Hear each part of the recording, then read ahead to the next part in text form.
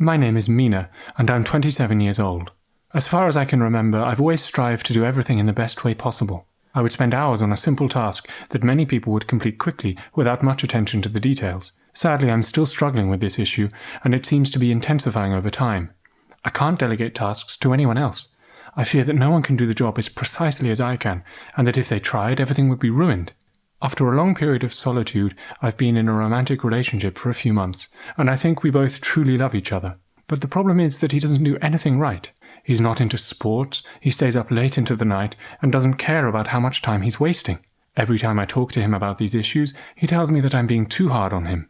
Mina, having grown up with a strict and controlling mother and a punitive father, was strongly rebuked and punished whenever she pursued interests that didn't align with her parents' desires. Gradually, she learned that in order to avoid punishment and blame, she needed to be perfect and flawless. Mina recalled that when she was 9 years old, one day in math class, she scored the highest grade. That day, she had run home from school bubbling with joy to share her happiness with her mum and dad. But her mum tossed her exam paper across the room and said that she needed to strive harder. My daughter should get perfect marks. This memory often replayed in Mina's mind and was always painful. Mina's life was full of similar experiences where she had tried to win her parents' hearts and receive their affirmation, but each time she was met with rejection and punishment in various forms, left feeling that she was never good enough. Mina believed that if she did her utmost in everything and excelled, her family would finally take pride in her, and she would feel valued, a need that had turned into a yearning and was never fulfilled. Mina spent her days and nights studying, and had little interest in any hobbies. When she didn't understand a subject, she continually blamed herself and put all her energy into mastering it. Mina excelled in school and became one of the top students. Her tireless efforts earned her a place in medical school and led to a multitude of achievements in general. However, her lifestyle left her without any close friends. She only wanted to be the best and to not waste time. This led her to come up with various reasons to say no to all those who showed interest in her. On a few occasions, she tried to delve a bit deeper and start a romantic relationship, but that was never quite successful. When she introduced her partner to her family, her mother sarcastically belittled Mina's choice, bombarding her with criticism. Eventually, after many unsuccessful experiences, a man came into Mina's life who she found highly attractive. He was entirely different from Mina in terms of behavior and personality, and didn't hold himself to the same harsh standards. But despite the attraction, 6 months into the relationship, Mina's sense of dissatisfaction began. He's not into sports, he stays up late into the night, and doesn't care about how much time he's wasting. Every time I talk to him about these issues, he tells me that I'm being too hard on him. These dissatisfactions led Mina to try psychotherapy. During therapy sessions, Mina became aware that she held inflexible rules and beliefs, and judged herself and others based on them.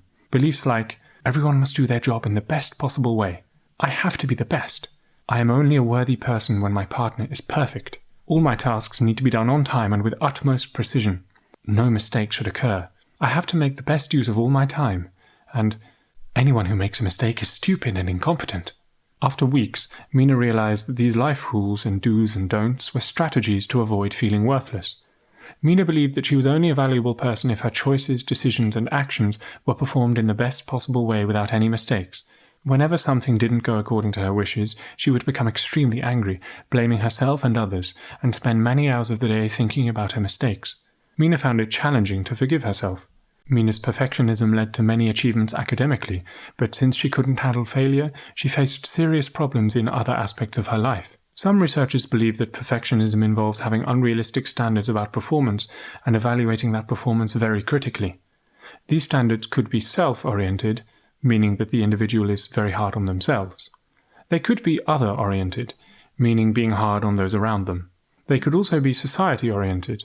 That is, the individual believes that society and the environment place unfair demands on them. Perfectionism on its own is not considered a mental disorder, but it plays a significant role in many psychological disorders, such as depression, anxiety disorders, obsessive-compulsive disorder, and eating disorders. The core of Mina's perfectionism was the unrealistic standards she held for herself and those around her. Standards that, when unfulfilled, were revealing signs of depression over time. During therapy, Mina evaluated and challenged the beliefs and thoughts she had lived with for years. Mina realized that in many situations she had predictions that she had never tested. For instance, she believed that if she was not perfect, others might reject her or no longer value her. This belief was repeatedly disproved in the therapy room by the therapist. Mina was surprised that if she was not perfect, the therapist still valued her words, listened to her, and wanted to help her. During the psychotherapy, with Mina's high level of cooperation in the sessions, this and several other beliefs were tested with other acquaintances, and each time Mina was more surprised that most of her predictions did not come true. Softening her rigid beliefs after several months of psychotherapy changed Mina's outlook on life and relationships. These changes allowed her to experience love differently and accept her romantic partner as an individual with different characteristics. She was also able to join a friendship group with whom she could spend the weekends, finding her place in an intimate gathering for the first time.